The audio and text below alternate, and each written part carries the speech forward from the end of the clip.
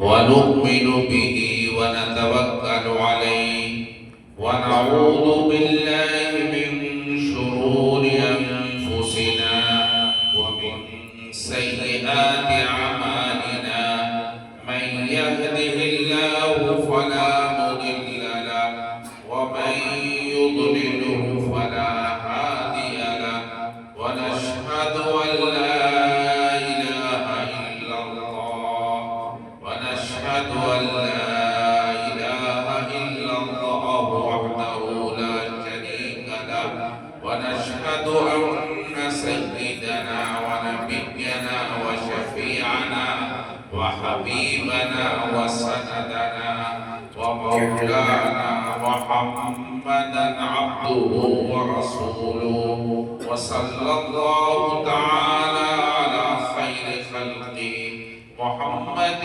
وعلى آله وأصحابه أجمعين أما بعد فأعوذ بالله من الشيطان الرجيم بسم الله الرحمن الرحيم قد جاءكم من الله نور وكتاب مبين وقد قال رسول الله صلى الله عليه وسلم خيركم من تعلم القرآن وعلمه سبحان ربك رب العزة عما يصفون وسلام على المرسلين والحمد لله رب العالمين اللهم صل على سيدنا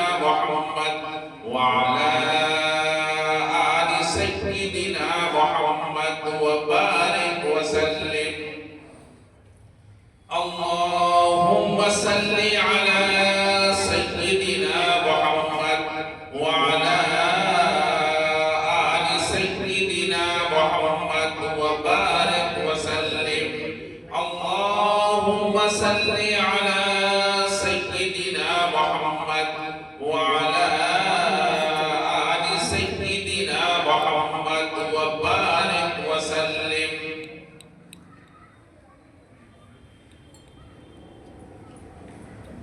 معزز حاضرین کرام علماء اعزام میرے بزرگوں دینی بھائیوں اور نوجوان دوستوں اور عزیز بچوں چونکہ یہ محفل خاص طور پر تکمیل قرآن کریم کی وساطت سے منعقد ہوئی ہے اس لیے تھوڑی دیر ہم آپ سے قرآن کریم کے حوالے سے کچھ عرض کرنا چاہتے ہیں قرآن کریم میں اللہ تبارک و تعالیٰ نے اپنی کتاب کے حوالے سے یہ ذکر فرمایا قرآن کریم نور ہے قد جاءکم من اللہ نور و کتاب مبین کتاب مبین یہ نور کی تفسیر ہے محققین علماء حق کے نزدیک کتاب مبین نور کی تفسیر ہے بالفاظ دیگر آپ یہ کہہ سکتے ہیں قرآن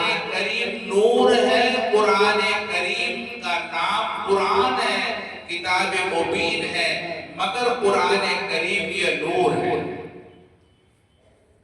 اللہ تبارک تعالیٰ کی ذات نور ہے قرآن کریم اللہ کی صفت ہے اللہ تبارک و تعالیٰ کی صفت قرآن ہے اللہ کا یہ کلام ہے چونکہ اللہ کی ذات نور ہے اللہ کی صفت بھی نور ہے قرآن کریم اللہ تبارک و تعالیٰ کی صفت ہے قرآن کریم کے بارے میں جو محققین بیان کرتے ہیں القرآن کلام اللہ تعالی القرآن کلام اللہ تعالی غیر مخلوق قرآن کریم اللہ کا کلام ہے مخلوق نہیں ہے وہ صفت اللہ کی صفت ہے اللہ تبارک تعالیٰ کی ذات کے ساتھ قائم ہے جیسے ہماری صفت ہمارے ذات کے ساتھ وابستہ ہوتی ہے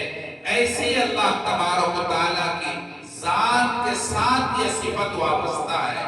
اللہ تبارک و تعالی جیسے فانی نہیں ہے، اللہ کی صفت بھی فانی نہیں ہے۔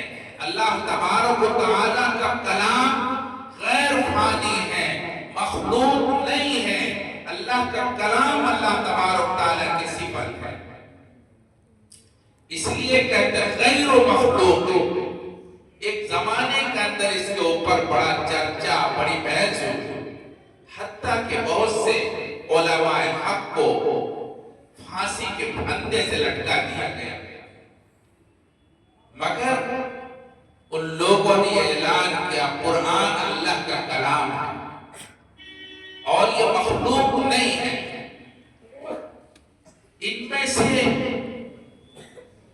جو لوگ کہتے تھے یہ قرآن کریم فانی ہے، ختم ہونے والا ہے، ہم قرآن کو زبان سے ادا کرتے ہیں، زبان سے جو چیز ادا ہو جاتی ہے وہ ختم ہو جاتی ہے، فنا ہو جاتی ہے۔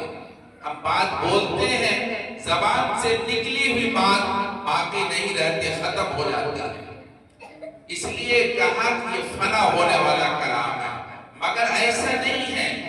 قرآن کریم اللہ کی صفت ہے، اللہ کی ذات کے ساتھ قائم ہے۔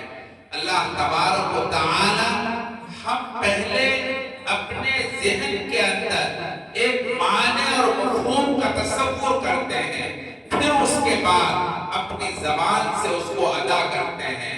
اپنی زبان سے جو چیز ہم ادا کرتے ہیں وہ بظاہر فنا ہو جاتا ہے، مگر حقیقت میں اصل وہ معنی جو دل کے ساتھ قائم ہے وہ ہے جس کو کلام کہتے ہیں۔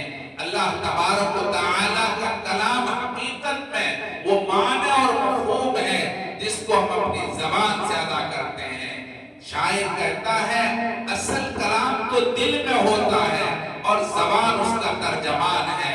الغرض بات یہ الگ موضوع ہے، میں عرض یہ کر رہا تھا قرآن کریم اللہ کی صفت ہے، جیسے اللہ کی ذات نور ہے ایسے اللہ کا کلام نور ہے۔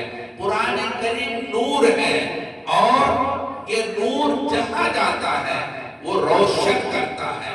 اندھیرے میں روشنی جلاؤ، اندھیرا ختم ہوتا ہے، اور ایسے ہی اللہ کا کلام نور ہے، جہاں جاتا ہے وہ اس کو منور کر دیتا ہے۔ اگر ہمارے دل کے اندر قرآن آئے گا، قرآن دل کو منور کرے گا۔ گناہ ظلمت ہے، تاریکی ہے، اندھیری ہے، گناہوں کی وجہ سے ہمارا دل اندھیروں میں ڈوب جاتا ہے۔ اندھیرے کے اندر دل کے اندر سیاہی چھا جاتی ہے، پورا دل اندھیروں میں ڈوب جاتا ہے۔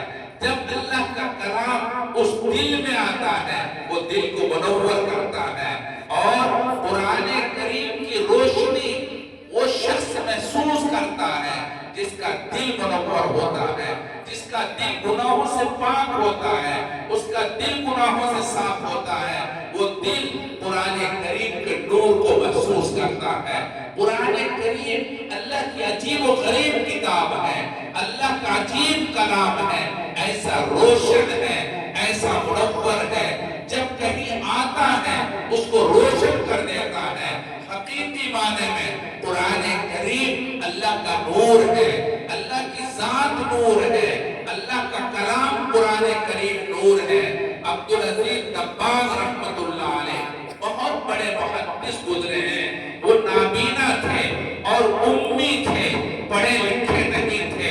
علماء جانتے ہیں عبدالعزیز دباغ رحمت اللہ علیہ بہت اللہ والے، اللہ تبارک و تعالیٰ کی یادوں میں اپنے دل کو مجلہ کرنے والے، ان کا دل اتنا روشن تھا، اتنا روشن تھا، وہ کہتے تھے، صاف طور پر کہتے، ان کے سامنے ایک بچہ قرآن کریم کی آیت پڑھتا، وہ یہ کہتا یہ قرآن پڑھ رہا ہے، حالانکہ وہ پڑھے لکھے نہیں تھے، امی تھے، مگر ان کا دل منور تھا، روشن تھا، گناہوں سے پاک تھا۔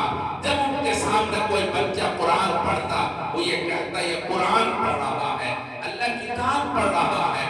کوئی حدیث پڑھتا، نبی پاک صلی اللہ علیہ وسلم کی زبان مبارک سے نکلی ہوئی بات پڑھتا، تو وہ کہتے یہ حدیث مبارک ہے، یہ کہتا اللہ اور اللہ کے رسول کے علاوہ کی باتیں ہیں. لوگوں نے پوچھا آپ یہ کیسے سمجھتے ہو؟ آپ تو حافظ نہیں، آپ پڑھے لکھے نہیں، آپ کو کیسے پتہ چلتا ہے یہ قرآن ہے، یہ احادیث ہیں، یہ کچھ اور دوسروں کا کلام ہے؟ وہ کہتے ہیں جب کوئی بچہ قرآن کریم پڑھتا ہے اس کے منہ سے نور نکلتا ہے. عجیب بات کہتے ہیں وہ، کہتے ہیں جب بچہ قرآن کریم پڑھتا ہے اس کے منہ سے نور نکلتا ہے اور وہ نور اللہ تبارک و تعالیٰ کی ذات تک پہنچتا ہے. اس کا مطلب یہ ہے قرآن کریم اللہ کا کلام ہے، یہ نور ہے، جہاں جاتا ہے وہ منور کرتا ہے. ایسے لوگوں کو پتہ نہیں چل پاتا نور ہے یہ کیا چیز ہے. جن لوگوں کا دل گناہوں کی وجہ سے اندھیروں میں ڈوبا ہوا ہے، جیسے اندھیرے میں اچھے برے کا امتیاز نہیں ہو پاتا، ایسے ہی ان لوگوں کو پتہ نہیں چلتا جن کا دل گناہوں میں ڈوبا ہوا ہوتا ہے. انہیں پتہ نہیں چلتا قرآن کیا ہے، قرآن کریم کے اندر کیا برکات ہیں، قرآن کریم کے اندر کیا نور ہے، قرآن کریم کے اندر کیا روشنی ہے. صحابہ کرام رضوان اللہ تعالیٰ علیہ اجمعین کے دلوں میں جب قرآن کریم آیا اور انہوں نے گناہوں سے پکی سچی توبہ کر لی، اپنے آپ کو گناہوں سے پاک کر لیا، ان کا دل مزکا ہو گیا. اللہ تبارک و تعالیٰ نے ان کے دلوں کو قرآن کریم کے نور سے ایسا منور کر دیا، ایسا منور کر دیا. انہیں پتہ چلتا تھا کیا اس میں نیکی ہے، کیا برائی ہے، کیا صلاح ہے، کیا غیر صلاح ہے. قرآن کریم اللہ کا نور ہے، اللہ کی ذات سے نکلا ہوا نور ہے. جہاں یہ پہنچتا ہے اس دل کو منور کر دیتا ہے. قرآن کریم یہی کہہ رہا ہے قَدْ جَاءَكُم مِّنَ اللَّهِ نُورٌ وَكِتَابٌ مُّبِينٌ. دوستو تمہارے پاس ایک نور آیا ہے، اس نور کو ضائع مت کرو، اس نور سے فائدہ اٹھاؤ. اور یہ نور اللہ تبارک و تعالیٰ کی طرف سے آیا ہوا ہے اور سراپا نور میں خیر ہی خیر ہے. ایسے نور نہیں ہے جس نور کے اندر کبھی مشقت ہوتی ہے، تیز روشنی کے اندر پریشانی آتی ہے. نہیں، اس نور کے اندر خیر ہی خیر ہے، برکتیں ہی برکتیں ہیں. ایک تو میں نے عرض کیا یہ نور اللہ تبارک تعالیٰ کی ذات سے نکلا ہوا ہے. جیسے اللہ کی ذات نور ہے ایسے اللہ کی یہ صفت، اللہ کا کلام بھی نور ہے. پھر اللہ تبارک و تعالیٰ نے یہ کتاب نازل فرمائی ہے جناب رسول اللہ صلی اللہ علیہ وسلم پر. آپ علیہ السلام کی ذات آپ غور کریں، محبوب صلی اللہ علیہ وسلم کی ذات سراپا خیر ہے. آپ علیہ السلام کی ذات کے اندر جو دل ہے وہ اتنا مزکا ہے، اتنا صاف ہے، اس قدر کدورتوں سے پاک ہے کہ آپ کے دل کے اندر ذرا سی گناہوں کی سیاہی محسوس ہوتی ہے، آپ کو محسوس ہوتا ہے. آپ کے سامنے کوئی گناہ کرتا ہوا بندہ آتا، آپ کو محسوس ہوتا یہ بندہ گناہ کر رہا. صاف دل میں یہ محسوس ہوتا ہے. جو دل تقوی والا ہوتا ہے، متقی آدمیوں کے دل کے اندر گناہوں کی تاریکی احساس ہوتا ہے. حضرت امام ابو حنیفہ رحمۃ اللہ علیہ کے سامنے کوئی بندہ آتا، اگر وہ بدکاری کر کے آتا ان کو محسوس ہوتا یہ زنا کر کے آیا ہوا ہے. وہ جب وضو کرتا، وضو کے اندر حدیث مبارک کے اندر اللہ کے رسول نے فرمایا جب بندے وضو کرتا ہے، جب ہاتھ دھوتا ہے، ہاتھ کے قطرات کے ساتھ ساتھ اس کے گناہ جاتے ہیں. امام صاحب محسوس کر لیتے تھے یہ بندہ فلاں گناہ کر کے آیا ہے. آپ علیہ السلام نے فرمایا اذا قرأ الامام فانصتوا، جب امام تلاوت کرے تم سکوت اختیار کرو. امام کے پیچھے مت پڑھنا، امام کے پیچھے پڑھنا گناہ ہے. صاف طور پر آپ علیہ السلام نے ارشاد فرمایا جب امام پڑھے آپ خاموشی اختیار کرو. وَإِذَا قُرِئَ الْقُرْآنُ فَاسْتَمِعُوا لَهُ وَأَنصِتُوا، تقریباً مفسرین کا اتفاق ہے یہ آیت امام کے پیچھے امام کے پڑھنے کے بارے میں نازل ہوئی ہے کہ جب امام قرآن کریم کی تلاوت کرے پیچھے خاموشی اختیار کرو، سکوت اختیار کرو. سکوت اختیار نہ کرنا، پیچھے امام کے پڑھنا یہ گناہ ہے. آپ علیہ السلام جب تلاوت امام کی حالت میں قرآن کریم پڑھ رہے تھے، ایک بندہ پیچھے تلاوت کر رہا تھا. آپ علیہ السلام نے نماز کے بعد فوراً پوچھا ایکم قرأ، تم میں سے کس نے قرآن کریم پڑھا؟ میرے پیچھے کون پڑھ رہا تھا؟ ایک صحابی نے کہا یا رسول اللہ میں پڑھ رہا تھا. اللہ کے رسول نے فرمایا جبھی تو میں سوچ رہا تھا کہ یہ کون بندہ ہے جو مجھ سے قرآن کریم کے حوالے سے ایک گناہ کی شکلیں پیدا کر رہا ہے. آپ علیہ السلام کے قلب مذکر کے اندر گناہوں کا جھلک نظر آتا تھا، گناہوں کی سیاہی محسوس ہوتی تھی. قرآن کریم ایسے دلوں کو تو پتہ نہیں چلتا، مگر جو دل مزکہ ہوتا ہے ان کو پتہ چلتا ہے قرآن کریم کی روشنی ہے، قرآن کریم کا نور ہے، قرآن کریم پھیل رہا ہے.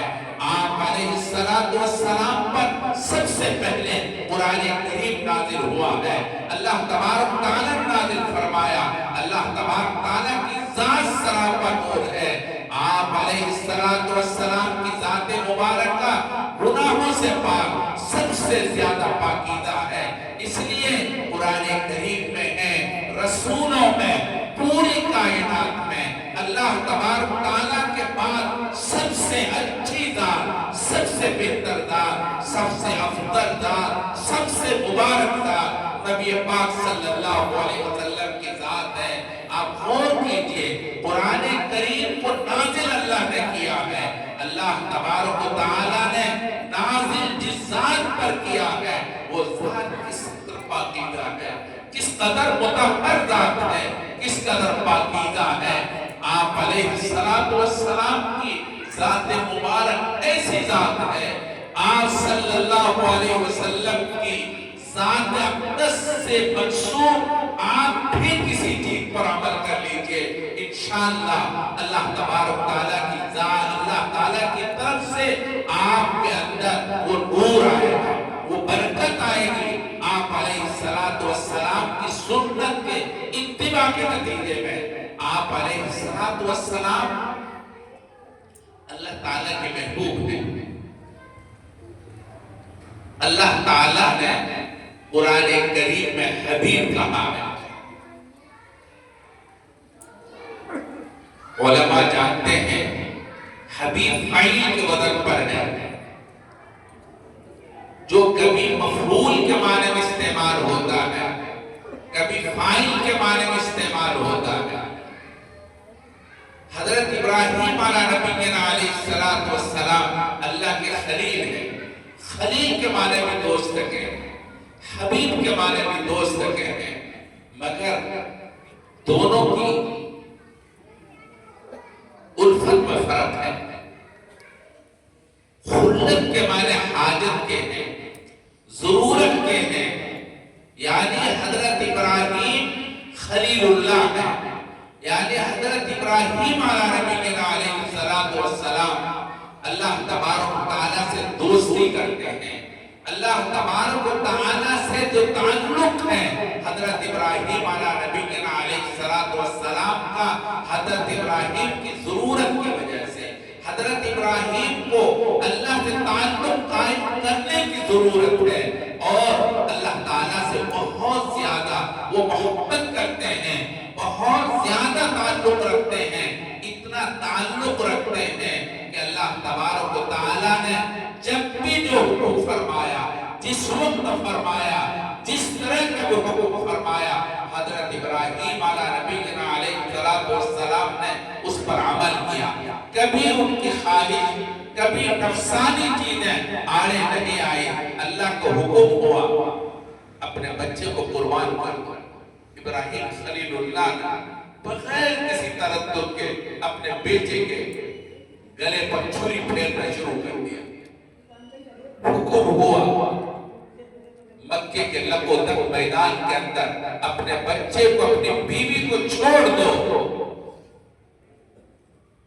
دوستو حضرت ابراہیم نے اپنی بیوی کو مکے کے لب و دب میدان میں چھوڑ دیا۔ قرآن کریم نے وادی غیر ذی زرع کہا ہے، نہ پانی ہے نہ کھانا ہے، وہاں پر اللہ کے حکم سے اپنی بیوی کو حمل کی حالت میں چھوڑ دے۔ آپ تصور نہیں کر سکتے، اور چھوڑ کر کے لوٹ جاتے ہیں۔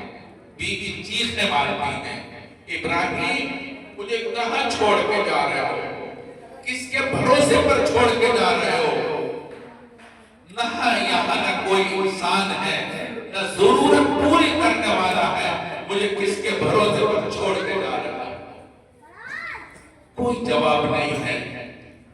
اخیر میں جب کوئی جواب نہیں ملتا، ان کی بیوی کہتی ہے کیا آپ کے رب کا حکم ہے؟ اللہ کا حکم ہے؟ سر ہلاتے ہیں، کہا اللہ کا حکم ہے۔ پھر جائیے، اللہ تعالیٰ نے اگر حکم دیا ہے تو میرا محافظ اللہ تعالیٰ ہے۔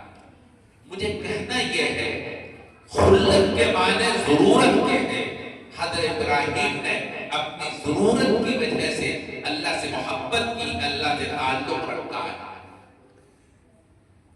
آپ علیہ السلام صرف محبت کرنے والے نہیں ہیں، آپ محب بھی ہیں اور اللہ کے محبوب بھی ہیں۔ آپ محبت بھی کرتے ہیں، اللہ تبارک و تعالیٰ کے محبوب بھی ہیں، اللہ تبارک و تعالیٰ بھی آپ سے محبت کرتا ہے۔ یعنی آپ علیہ السلام خلاصہ یہ ہے، آپ مراد ہیں۔ حضرت ابراہیم مرید ہیں۔ سالکین کی اصطلاح کے اندر، تصوف کی اصطلاح کے اندر ایک مرید ہوتا ہے اور ایک مراد ہوتا ہے۔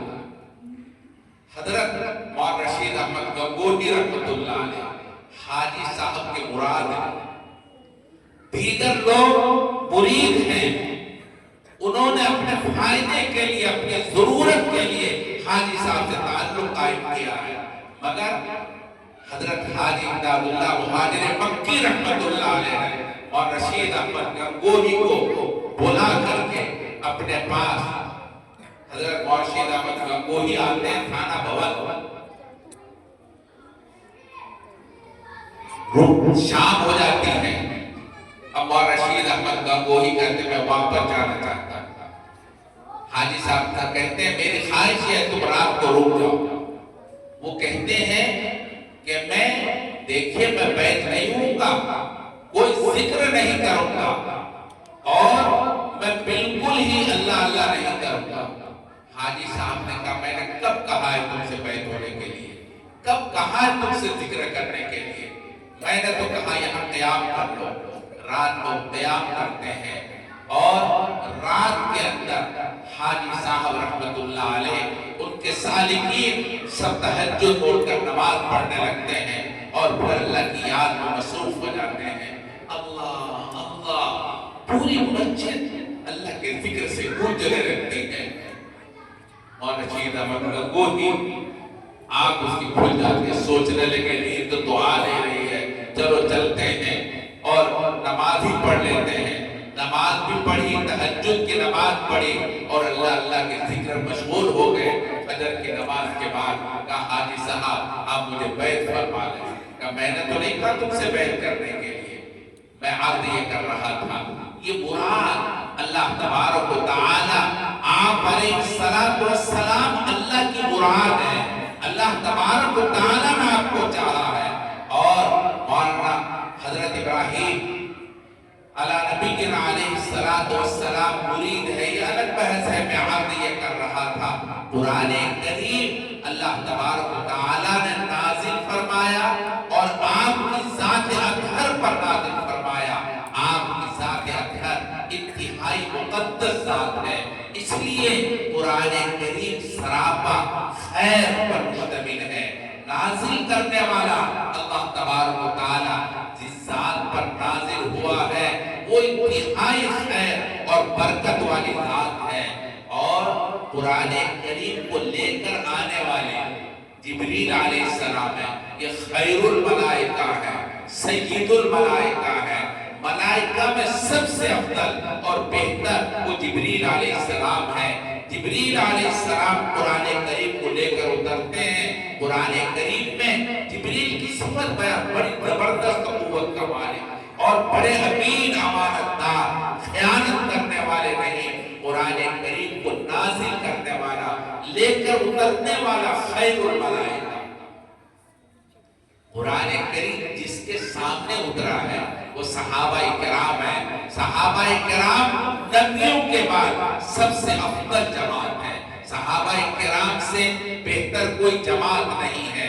صحابہ کرام کے دل اتنے مطہر ہیں، اتنے پاک ہیں، آپ تصور نہیں کر سکتے۔ آپ غور کریں، آپ کو محسوس ہوگا صحابہ کرام رضوان اللہ تعالی علیہ اجمعین میں سے کسی سے گناہ ہوتا ہے، گناہ ہو جاتا ہے، نفس ساتھ لگا ہوا ہے، نفس سے مغلوب ہو کر گناہ کر بیٹھتا ہے۔ ایک مرتبہ حضرت معاذ اسلمی رضی اللہ تعالیٰ عنہ گناہ کر بیٹھتے ہیں، اور عابدیہ ایک صحابیہ ہے، گناہ کر بیٹھتی ہیں، زنا ہو جاتا ہے، اور اللہ تعالیٰ کو حکم نازل ہو چکا ہے شادی شدہ اگر زنا کرے اس کو پتھروں سے مار کر سنسار کر دو۔ ان کو پتا ہے غامدیہ اللہ کے رسول کی خدمت میں حاضر ہوتی ہے اور کہتی ہے یا رسول اللہ مجھ سے زنا ہو گیا ہے۔ اللہ کے رسول ٹالتے ہیں، ارے نہیں، تم نے ایسے بوسہ لے لیا ہوگا، ایسے ہی ہاتھ لگ گیا ہوگا، مگر وہ کہتے نہیں یا رسول اللہ ایسا نہیں ہے، مجھ سے زنا ہو گیا ہے۔ اللہ کے رسول نے 4 مرتبہ ٹالنے کی کوشش کی، اس پر وہ اقرار کرتی ہے نہیں یا رسول اللہ مجھ سے زنا ہو گیا ہے، اور زنا کی وجہ سے میرے پیٹ میں بچہ پل رہا ہے۔ اللہ کے رسول کہتے ہیں تم تو بالکل اللہ کو حکم جاری نہیں کیا جا سکتا، گناہ تمہارا ہے، بچے کوئی گناہ نہیں ہے، جاؤ، جب تک بچہ تمہارے جسم سے الگ نہیں ہوتا اللہ کو حکم جاری نہیں کیا جا سکتا۔ وہ غامدیہ واپس ہو جاتی ہے اور 8 ماہ کا عرصہ اس بے چینی کے ساتھ گزارتی ہے، اس کرب کے ساتھ گزارتی ہے، رات کو پوری رات اللہ کے سامنے تڑپتی ہے، اللہ سے دعا کرتی ہے اللہ مجھے اس وقت تک موت مت دینا جب تک میرے اوپر آپ کا حکم جاری نہ ہو جائے۔ میں اس کالے دل کو لے کر، گناہوں کا پلندہ لے کر اللہ میں آپ کے سامنے حاضر ہونا نہیں چاہتا، نہیں چاہتی۔ اللہ مجھے پاک ہونے کی حالت میں میرا جسم مطہر ہو جائے، پاک ہو جائے، تب مجھے بلانا۔ یہ کون کر سکتا ہے دوستو؟ یہ وہی کر سکتا ہے جو اللہ سے ڈرنے والی ذات ہو، اللہ تبارک و تعالیٰ کے خوف سے ان کا روح کانپتا ہو، رات کی تنہائیوں ان کا روتا ہو، یہ وہ بندہ کر سکتا ہے۔ صحابہ کرام کی ذات ایسی ہی ذات ہے، گناہ ہوتا ہے، گناہ ہونے کے بعد ان کو چین نہیں ملتا، تڑپ جاتے ہیں۔ میں یاد کر رہا تھا صحابہ کرام ایسے مزکہ تھے، اللہ تعالیٰ نے ان کے دلوں کو اتنا پاک صاف کر رکھا تھا کہ ان سے گناہ اگر ہو جائے وہ خاموش نہیں بیٹھ سکتے تھے، وہ تو اللہ کے رسول کے سامنے اس کا اظہار کرتے تھے۔ اس طرح سے اللہ تبارک و تعالیٰ نے صحابہ کرام کی جماعت کو اتنا برگزیدہ پاکیزہ بنایا، جس کے نتیجے میں اللہ تبارک و تعالیٰ نے اپنی محبت کا قرآن کریم میں اعلان کیا ہے، رضی اللہ عنہم، ان سب سے اللہ خوش ہو گئے، راضی ہو گئے، ان کا دل اتنا مزکہ تھا۔ قرآن کریم کے اولین مخاطب صحابہ کرام رضوان اللہ تعالیٰ علیہ اجمعین ہیں۔ قرآن کریم جس زمانے میں نازل ہوا ہے وہ خیر القرون کا زمانہ ہے، سب سے بہتر زمانہ۔ آپ علیہ السلام نے فرمایا خیر القرون قرنی ثم الذین یلونہم ثم الذین یلونہم۔ قرآن کریم سب سے بہتر زمانے میں نازل ہوا، قرآن کریم بہترین زمانے میں نازل ہوا ہے، قرآن کریم جن جگہ میں نازل ہوا وہ خیر البقاء، پوری کائنات میں سب سے افضل اور بہتر جگہ مکہ المکرمہ اور مدینہ منورہ ہے۔ اب غور کیجئے قرآن کریم کے اندر 6 وجہوں سے انتہائی پاکیزگی اور خیریت آئی ہے۔ نازل کرنے والی ذات اللہ تبارک و تعالیٰ کی جو انتہائی بابرکت جس پر نازل ہوا ہے وہ سب سے افضل آپ علیہ السلام لے کر آنے والے جبریل علیہ السلام خیر الملائکہ جن کے سامنے قرآن کریم پہلے آیا وہ پاکیزہ دل صحابہ کرام رضوان اللہ تعالی علیہم اجمعین۔ قرآن کریم جس زمانے میں نازل ہوا خیر القرون ہے اور جن جگہ میں نازل ہوا وہ سب سے بہتر جگہ ہے۔ اس لیے قرآن کریم کے اندر خیر ہی خیر ہے، نور ہی نور ہے۔ اس لیے اللہ تعالیٰ نے قرآن کریم میں کہا ہے قرآن سراپا نور ہے، جہاں جاتا ہے اندھیروں میں جاتا ہے قرآن کریم کچھ جگہ اجالا عطا کرتا ہے اور نور پھیلا دیتا ہے۔ جس دل میں جاتا ہے کہ وہ دل اللہ تبارک و تعالیٰ کے حکم سے پاکیزہ دل بنتا ہے۔ قرآن کریم اس قدر پاکیزہ کتاب ہے، اس لیے میرے بھائی جن بچوں نے قرآن کریم کو سینوں میں محفوظ کیا وہ انتہائی بابرکت دل ہے۔ قرآن کریم اللہ کی مہربانی سے ملتا ہے، قرآن کریم ہر کس و کس کو نہیں ملتا۔ قرآن اللہ تعالیٰ جب چاہتا ہے کرم کرتا ہے تب قرآن کریم اس کے دل میں آتا ہے، ورنہ نہیں آتا۔ آپ غور کریں گے تو آپ کو محسوس ہوگا قرآن کریم محض اللہ کے فضل سے نصیب ہوتا ہے۔ جب پہلی وحی آئی جار اللہ زمخشری نے لکھا ہے اللہ کے رسول سے جبریل کا کہ اقرا یا محمد، آپ کیا جواب دیتے؟ ما انا بقاری، میں پڑھا ہوا نہیں۔ 3 مرتبہ یہی جواب ہوتا ہے ما انا بقاری۔ پھر جبریل نے کہا اقرا بسم ربک، بسم ربک پہلے فرمایا اور فرمایا محمد آپ یہ کیوں سمجھتے ہیں قرآن آپ پڑھیں گے؟ قرآن کریم تو اللہ کی بابرکت ذات کی طرف سے نصیب ہوگا۔ قرآن کریم اقرا بسم ربک، اپنے رب کے بابرکت نام سے قرآن کریم کا پڑھنا نصیب ہوگا۔ الرحمن علم القرآن، جار اللہ زمخشری نے کہا ہے کہ رحمان کی صفت کا مطلب یہی ہے قرآن کریم اللہ کی مہربانی سے نصیب ہے۔ قرآن کریم ہر ایک کو نہیں ملا کرتا، اللہ کے فضل سے ملا کرتا ہے۔ اور دوستو قرآن کریم اللہ کی مہربانی سے ملتا ہے، اللہ کے فضل سے ملتا ہے۔ اللہ کی ذات بے نیاز ہے، اللہ کلام بھی بے نیاز ہے۔ اللہ کی ذات جیسے بے نیاز کسی کا محتاج نہیں، ایسے ہی اللہ کا کلام بھی محتاج نہیں ہے۔ اللہ تعالیٰ اپنے کلام کی حفاظت خود کرنا جانتا ہے۔ اللہ تعالیٰ جیسے چاہے جس سے چاہے قرآن کریم پڑھوانا وہ پڑھوا لیتا ہے۔ اللہ ہمارا محتاج نہیں ہے، اس لیے چیت پور کے لوگوں یہ اللہ کا کرم ہوا، اللہ کا فضل ہے کہ اللہ تبارک و تعالیٰ نے آپ سب کو خاص طور پر قرآن کریم سے جوڑا ہے۔ یہ اللہ کی نعمت ہے، اللہ کی مہربانی ہے۔ یقیناً یہ بچہ قابل مبارکباد ہے، ان کے والدین قابل مبارکباد ہیں، ان کا خاندان قابل مبارکباد ہے، اور میں تو یہ کہتا ہوں مفتی عمران ظفر یہ سب سے زیادہ قابل مبارکباد ہے۔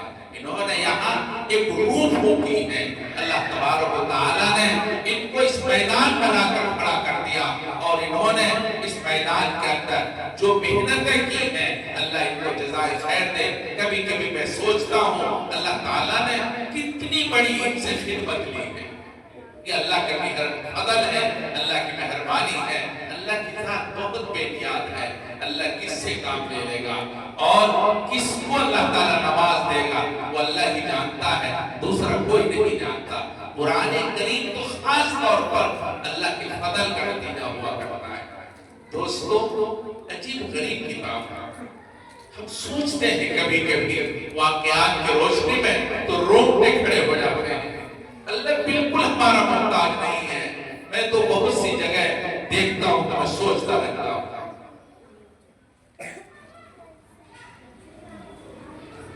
اللہ تبارک و تعالیٰ اپنے اس کلام کو کس کے دل میں ڈال دے گا اور کس سے اپنے قرآن کو پڑھوا لے گا.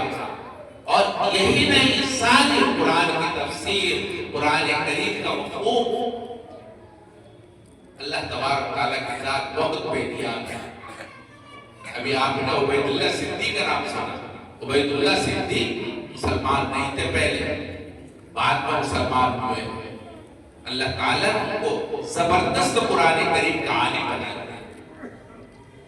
ایک صلاح الدین اگروال رانچی کے اندر اس وقت میڈیکل شاپ میں ہے. وہ ان کا اپنا واقعہ، مسلمان نہیں تھے، انہوں نے مجھے سنایا. عجیب ان کی داستان ہے. وہ کہنے لگے میں جمشید پور، ٹاٹا جمشید پور کے اندر کاروبار کرتا تھا. میرا بہت بڑا کاروبار تھا اور اللہ تعالیٰ نے پیسوں کی ریل پیل کر رکھی تھی. وہاں میں کاروباری سلسلے میں اپنے بچوں کے ساتھ مقیم تھا. ہمارے گاؤں کا رہنے والا ایک حافظ صاحب مسجد میں امام تھا. میں کبھی کبھی ان کو اپنے گھر پر دعوت کیا کرتا تھا وطن کے آدمی ہونے کی وجہ سے. کہتے ایک دن میں نے دعوت کی. دعوت کرنے کے بعد میں نے اس حافظ صاحب سے اسلام پر کوئی اعتراض کیا. حافظ صاحب نے کہا میں نے قرآن میں لکھا. کہ میں نے ڈانٹ دیا، قرآن قرآن قرآن باتیں کرتا ہے، میں قرآن کو کوئی مانتا ہوں کیا؟ تم مجھ سے قرآن کی باتیں کرتے ہو. کہتے میں نے بہت ڈانٹا.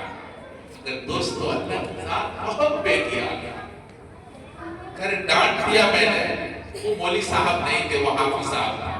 وہ کوئی جواب نہیں دے سکے. وہ شرمندہ ہو کے چلے گئے. جب وہ چلے گئے میرے دل کو ٹھیس پہنچی.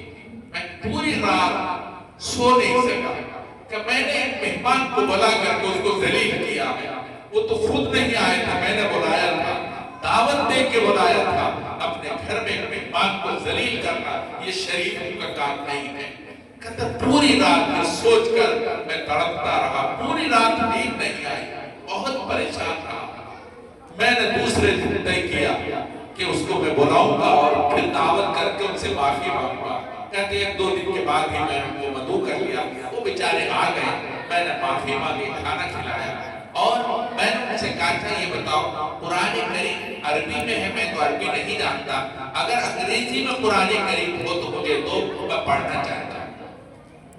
چنانچہ کہتے ہیں قرآن کریم انہوں نے انگریزی میں دیا اور میں نے طے کیا مجھے اس کو پڑھنا ہے. میں نے اس کا ٹائم مقرر کیا، روزانہ 1 گھنٹہ پڑھنا ہے. اور رات کو جب کاروبار سے لوٹ کر کے آتا تھا، کھانا کھانے کے بعد ایک ٹائم مقرر کیا، اس وقت سے اس وقت پڑھوں گا. سونے سے پہلے 1 گھنٹہ میں قرآن کریم پڑھنے لگا. وہ کہتے ہیں عجیب اللہ کی شان، اللہ کی کتاب کی عجیب شان. میں جو قرآن کریم پڑھنے لگا، پڑھتے پڑھتے میرا دل روشن ہو